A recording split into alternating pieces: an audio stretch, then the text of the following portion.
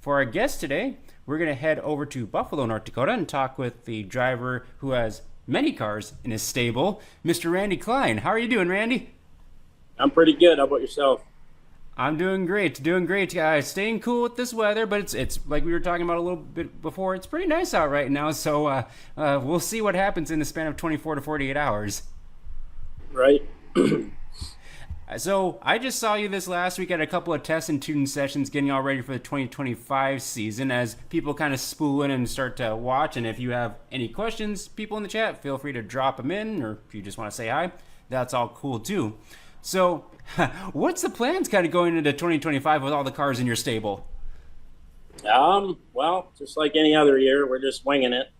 Got way too many cars and not enough time, but we're working on getting 4 race cars put together and kind of just week to week. We don't like to make a plan because usually when you make a plan, it never works out. So, That makes sense. I'm kind of the same way too. I try to like plan things out, but then you never know. Especially this time of year, it's like weather is unpredictable, and it's like maybe this is my good a chance to get over to this certain track. And so, since you're in Buffalo, kind of west of Fargo, is where do you kind of typically race on a, I guess, somewhat normal weekend? I don't know. Like everything I got races Friday night for the most part. So, whether it's the mod or the stock car, it's either Fargo or Mandan with that. And then the mod, you got Aberdeen and Fergus. And obviously, Forks has got a few shows, but it's tough to be everywhere at the same time. So we're not going to run anywhere consistently weekly and maybe try to hit some specials. And just like you said, depending on the week and what the kids got going on, we'll see what happens. Yeah, it's kind of a whole family affair sometimes too, trying to get everyone to come along to the racetrack. And so, obviously, you're very close to Lisbon. You kind of lived around that area, and so I don't believe they run like the stock cars or modifieds at all this year. But are you still going to be out there in some capacity this year? As far as the Lisbon goes, yeah, I don't have anything that runs there, but I do have my buddy's kid is jumping into a B mod this year. Never raced anything. So I think his plan is to try to hit Lisbon every Thursday. So I'll probably be tagging along and trying to help out a little bit. Yeah, and you guys were out there quite a bit on the track, putting in several runs and several laps. So I'm sure that was some good experience for him. Oh, yeah. Towards the end there, when I think the flagman was even out of the stand and nobody was even, I don't think they were ready to turn the lights on. And we just kept ripping laps. And bet you we probably put down about 40 of that last run. But yeah, it was good. And like you said, a lot of good seat time for him. So all in all, it was a pretty good trip down there on a Thursday. Yeah, and I thought the track was in really good condition, and especially for a test and tune night, and with a new crew running the joint. And so, excited for when they get their season started. They're scheduled to open tomorrow, but like the weather forecast is kind of indicating, we'll see. Right. We got a fellow hometown Lisbon guy checking in, asking Daryl, "Is that you?" Give you a Over. guess on who that might be. Probably Johnny. Oh, yeah. Yep. Johnny checking in. So thanks, Johnny, for tuning on in, as well as Jordan Sowers. I saw was watching as well. I guess kind of give us a rundown of your racing career up to this point. Maybe list off the car classes you've raced up to this point, or kind of what moments have stuck out for you so far. I think we're going on probably about 25 years racing. I started racing in '99 in a bomber. Tim Compson out of Valley City actually, I shouldn't say helped build it. He pretty much built it. Pretty green, and looking back, it's quite the thing he did for me. I mean, nowadays you get someone to build you a car and not charge you anything. I mean, his time and I'm sure I bought the tubing, but the welding gas and stuff you forget about. That was pretty. I'm pretty appreciative of it. It might have took me a few years to get a little older to understand but really thankful for him to get me rolling. So we did bombers for a couple years, and then I jumped up to street stock. Ran that for a couple years, and then decided I was going to go mod racing and bought a mod, and that's when Fargo was still a half mile, and I ended up racing about 18 shows. It was a it was back when the Z4s were popular, and I couldn't turn. I struggled and went down to John Tesch's, and we 3-linked that thing and came back up and actually got the car turning and ended up spinning to avoid a wreck. And the last car in the field ended up smoking me right in the driver's door and totaled the car out. After that, it's kind of blurry. I jumped back from a street stock to a B mod to an A mod, and kind of just been bouncing around every year. I don't get a lot of shows in, but between the cars I got, I usually put in about roughly 15, 16 shows a year. So that's still a pretty good amount, and as much time as you put into the car and kind of that I see you helping around the pits, I mean, you probably put in double to triple the time of a lot of racers. Definitely a lot of time in the shop. There's some nights that you're raring to go and work until midnight 1 to get up in the morning and get to work, and other nights you just ain't got it and shut her down. But I have a tough time not being in the shop, so we try to work on them as much as we can, and that way when we get out in the speedway, we're not having shit fall off her car and stuff like that. So yeah, I hear from a lot of people that races are won in the shop, and that is definitely the case on some of those nights where it's like, oh shoot, we didn't check this over. Yeah, whoops. Yeah, we might not win a lot of races, but we definitely don't DNF a lot of them either. Yeah, you got to be running at the finish in order to finish first, so that's kind of step one on that. Looks like Dave Sowers and Zach Doctor also tuning in. Thanks, guys, for checking out our interview here tonight.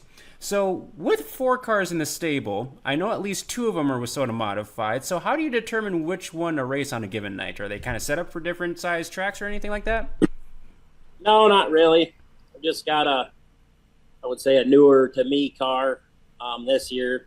It's a lethal, but I got a 17 Hughes car that I've had for 4 or 5 years now, and it's just become part of the family, and no one wants something that old anyway, so we just keep it. And seems like actually that's the only one fully ready to go right now. So, but no, none of them's specific for anything. As far as WISSOTA, it doesn't matter. We got one car, strictly USMTS, USRA, to run some of them open shows. And then I still got my IMCA stock car that I got back in middle of 21. Gotcha. Yeah, it's kind of good to kind of have just, a couple cars where you can like, maybe this one's working a little bit better. Maybe this one, maybe you could use a little more track time and kind of bounce between the two and compare notes. That's kind of a nice little thing to have. Yeah, if you pile one up, you can just shove it in the corner and grab another one. But works out until they're all junked out, and you're spending the next month getting them put back together. Yeah, that's never fun when that happens, for sure. Zach's wondering what's in the cup. He's hoping it's a Caesar. Oh, it's too late in the day for a Caesar, Doc. Beach ground. Well beyond my repertoire of drinks, I can tell you that. So I guess with the stock car now, you've been racing that the last couple of years now, like since Fargo picked him up just a few years ago. How have you been enjoying the IMCA stock car the last couple of years? It's really enjoyable class. Like you said, I kind of just decided to hop into it. That's actually the first brand new car I ever bought. Ended up having Kyle Brown at Harris Auto Racing put that thing together for me, and kind of came out, and the thing was pretty decent. And we followed a few tours and run the 100,000 race and stuff like that, and just kind of actually, it's pretty fun. I got, not as fun as the mod though, because we just don't get to rip as fast up on the cushion with that thing, but they still go pretty good. Yeah, and I think stock cars, especially like when you get over to like Red River Valley or Dakota Speedway, wherever you end up, they put on some really great races. You're able to race 3 and 4 wide. I know you've thrown a lot of sliders in the stock car. You're one of the few guys that can really pull off a slider, so I'm sure that's fun to do in that car. Yeah, like you said, you can run them pretty hard. Yes, I feel like anywhere we go, we put on a pretty good show. Whether the track's slick, streaky, hammer down, it just stock cars just seem to promote good racing. Yeah, is there a specific like track condition or a specific style of racing that kind of fits your style better or that you enjoy a little bit more? Um, I don't know. I'm pretty open. I just don't like the crummy, marbly stuff. I seem to can't get out of my own way. But if it's smooth and slick and slowed down, I'm fine with that. And if it's hammered down with a cushion, over centered throttle type, I'm still able to do that. Gotcha. Yeah, because I when I ask people kind of what they prefer, they like a lot of drivers like I think like a few years ago they kind of preferred more the dry slick, but I feel like more people now are kind of just like want to like a kind of a mixture of both. So kind of interesting to see how that all plays out. Zach's asking about the Dukes of Hazard. Are you Dukes of Hazarding your B mod at Mississippi Thunder to not miss the heat? So was that last year? Cause that happened. No, and that wasn't the B mod. That was an A mod. That was in Cedar Lake probably 5 years ago. I think it was during the Mod Masters. Ended up getting in a wreck in the heat race, and it tore the links right off the bird cage, and I pretty much had it. Was going to pull the pin on it, and 21X jumped right in, and he's got his welder out, and he's welding washers on my bird cage and slamming it together. I'm pulling the door off just because I've pretty much called it quits, and he's welding, and he's actually in the same B main as I am, and like they're calling for us, and he's still in there welding and bolting links, and we're putting sliders and shocks in whatever hole fits, no big deal. So anyway, he gets out and he's starting on the pole, and I'm still trying to put my door back on because I just realized like we're actually going to do this. So it was a huge scramble. Anyway, get in. I'm pretty sure I was buckled. I know I didn't have my gloves on, probably didn't have my helmet strapped, but end up tearing down the pits. And they must have gave him one to go, and they were coming to green, and the guy in the back straightaway is just his arms just a full waving like get this thing going. So I actually jammed it in high gear in the pits and jumped on the back straightaway at Cedar Lake with one glove in my hand on the steering wheel. And when I jumped on the track and looked to my left, them guys were just getting into one. So pretty much ran that whole race holding my glove, running scared, and got the lap flag towards the end, but 21X never lapped me, and we came in, and it was a pretty good laugh because pretty sure that might have been the best the cars worked all season, and we just scraped it together. So that's always kind of a good story. Yeah, it seems like the once you get like a little wear and tear on the vehicle or the race car, we'll call it, it seems to work a whole lot better rather than when it's like brand new out of the box. Yeah, if you don't care about your equipment and you're just going out, usually it does go better. You're a little less timid to lift for somebody or worry about caving in your door panel or front bumper. Yeah, I can see that, especially which is kind of good, especially this time of year, because a lot of people have like these new wraps and everything, and they just feel like, it looks pretty. Want to keep it that way for at least 2 or 3 races, and then once they get the first tire mark on, it's like, all right, we're done with this. Car show's over. Yep, car show is over.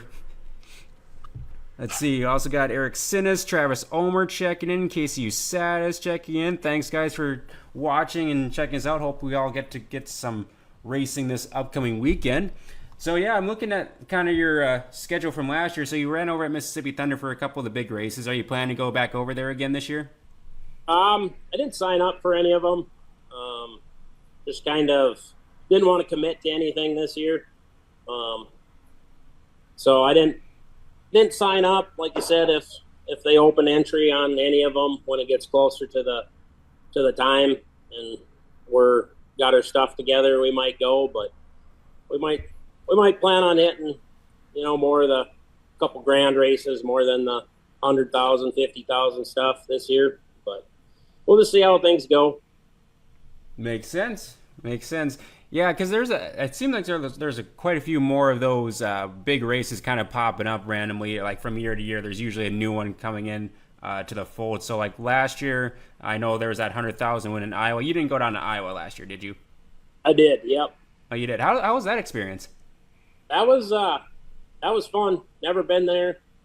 They had tire choice between American Racers and IMCA tires, and just always thought American Racer was better. And we got down there, and I bet you 85% of the guys were on IMCA tires, and we were on American Racers. Well, after we got racing there a little bit, track was a little more abrasive, and maybe a lot of them guys knew that, but it was quite the experience. I don't remember exactly. I know it was mid 150s, I think, for cars there, and we ended up missing the show by one spot, but ended up winning the non-qualifier. So all in all, got a little money back and had a good time. I was like, did you have to run through a lot of the alphabet soup, or you kind of qualified in that you didn't have to go through all that ordeal? Yeah, we qualified fairly well as far as time trial and how we finished the first night. So we weren't too deep. I think we had to run a C and a B, I think, if I remember correctly. But I don't know. Like them big races, there's a lot of luck involved, and most of the time I just like to go and meet some new people, and the racing's just a bonus. That is true. It's more or less the experience that you kind of get at those race weekends too. And I just kind of remember you being at the year-end show at Fergus, the Gopher Showdown. And you were hanging out with Travis Sauer. So one of my favorite clips I got of you two is you two just kind of looking at the track, and you're kind of looking at them just like, what are you thinking about the track here? And so I'm sure that's a fun weekend as well. Oh yeah, most time I don't remember that picture very well, but I was probably in my daily clothes, and he was still in his fire suit because he was probably still racing. But no, it's always a good time to go hang out, and even like you said, keep a positive attitude even when you have a crappy run. And make the best of it and try again at the next show. Well, and you and Travis are pretty good friends, so that must go way, way back in your racing career for when you two got connected. Actually, it's gone. It was actually my 5th year racing, so probably back in 04.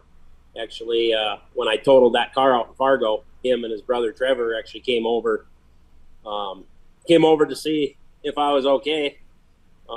Is it pretty hard hit and whatnot? And actually, it was that night that we kind of got talking, and ever since then we've been really close. And he helps me quite a bit with my program, and like you said, it's a good one to have in your corner.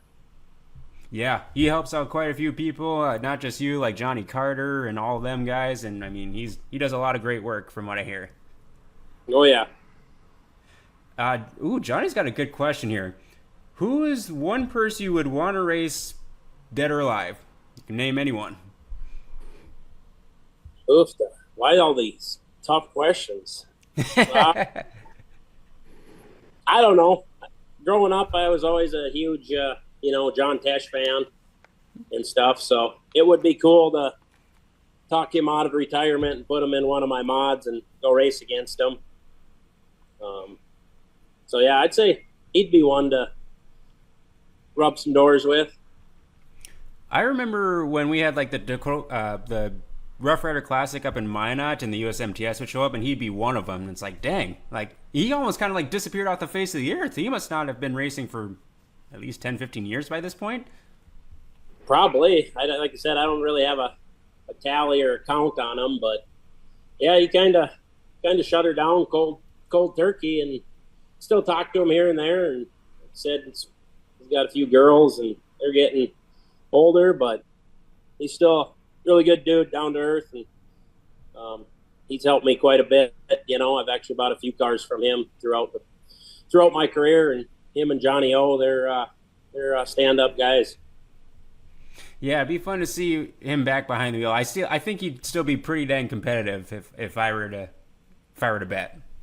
Oh yeah, for sure. Well, while we got a second, I want to give you a chance to shout out any of your sponsors or anyone on your pit crew that helps you out. Um, yeah, I don't know.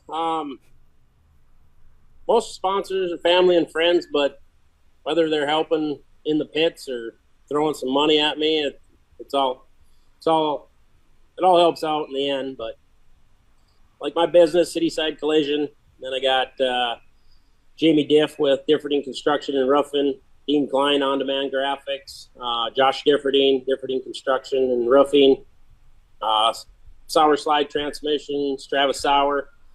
I actually got free Power Glides for life, so he's pretty happy I don't run a Power Glide anymore.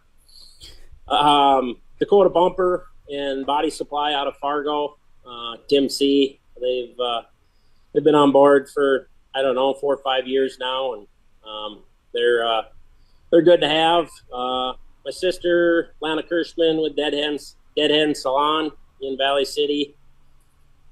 Trying to think. Not close enough to see most of my cars.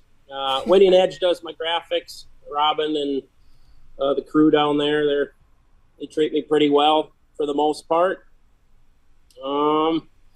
In the pits and stuff, like I said, Jamie Diff, Josh Diff, Jackson Thornton, Jaron Thornton, Dean Klein, Nick Klein, Ethan Klein, Sean Klein.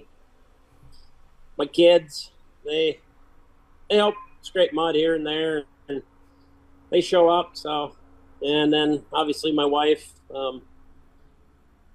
she's here. She's behind the scenes on everything.